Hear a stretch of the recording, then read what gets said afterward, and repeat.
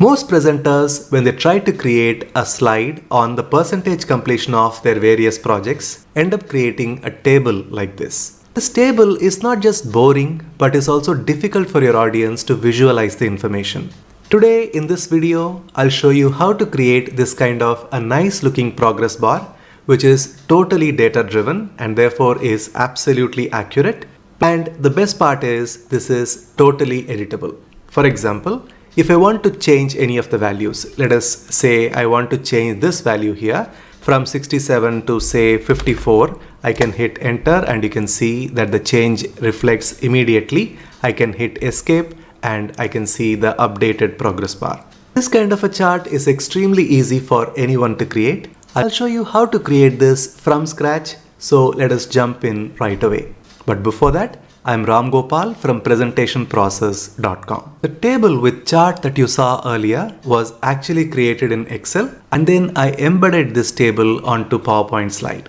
Let me show you how I did that. For the sake of convenience, I'm going to just take these elements, copy, and then let me show you how I created the progress bars. These kind of charts are called in-cell charts. They are created using a simple formula. Let me show you how to write the formula. It's very easy, so don't get really intimidated by the word formula. We say first equals, then we have a repeat function. When you say rept, you will get this option called repeat. It repeats text a given number of times. You double click on it to select it. Then you input a text. Now in this case, I'm going to input a symbol. Now to input that symbol, first you need to house it between two quotations. So I'm going to hold the shift button and click on double quote, and then I enter the string. In this case, I'm going to use this vertical dash. This symbol is called pipe.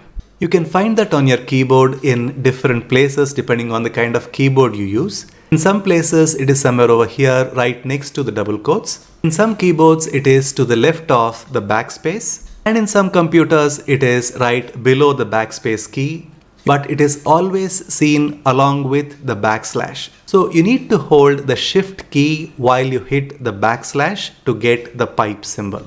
So we got that symbol entered. Now let us close the double quote, comma, and now we are going to refer to the number to the left of this cell, and then let us multiply that by 100 and then close bracket and hit enter. So this is what you get. Now as you can see, this is not clearly visible, so we need to use a font that helps us visualize this much better. So let us select this. Instead of the default Calibri, we are going to use a font called Playbill. Let me double click on it, and that is the result. Now naturally this is not long enough to help us visualize it cleanly, so we may have to increase the multiple. In this case, instead of into 100, I'm going to make this into 500, and let's see what happens. When I hit enter, this is the distance. Now usually it's a good idea to find the maximum value, so let us enter 100%, and this is the maximum length. If you think that this is way too much, you can always reduce the multiple. So you can go here and make it into 400 or whatever is the length that you're comfortable.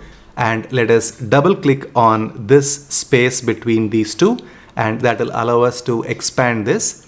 Now let us click and drag it down so we are able to have the remaining ones also visualized. Let us make this back as 23%, which it was originally. Now this is called progress bars, whatever name you want to give, and let us have this also with the same format as this. So let us select this, go to home, click on the format painter and click on this, and let us widen the D column as well. Let me double click here so I can see the project name. Then I can select the entire table, go to table and say all borders. So now everything is clearly visible. Now I'm going to copy this. Go to my PowerPoint slide. Let me insert a new slide, and then here I'm going to paste it as the third option. You can see the third option is embed or E. So click on it, then click and drag it to expand it so it is clearly visible. Now our chart is ready. Since this is an embedded Excel chart, we can always make changes to the values here. For that, you just need to double click on this and you can enter your values. Like say in this case it is 48. I can hit enter and you can instantly see the change here. Hit escape to come out of it and you have a beautiful looking visualized progress bars chart, which is definitely much easier for your audience to visualize than the usual table. If you liked this tutorial, then you will really love this other tutorial we created called 3 Easy Ways to Animate a PowerPoint Table You Never Knew. The video will show you 3 useful tricks that you can use in your next presentation to make your tables that much easier for your audience to engage. I will leave a link to this video right here on your screen. You click on the link, watch that video and learn these 3 useful tricks, and your audience will thank you for it. I'll see you inside that video.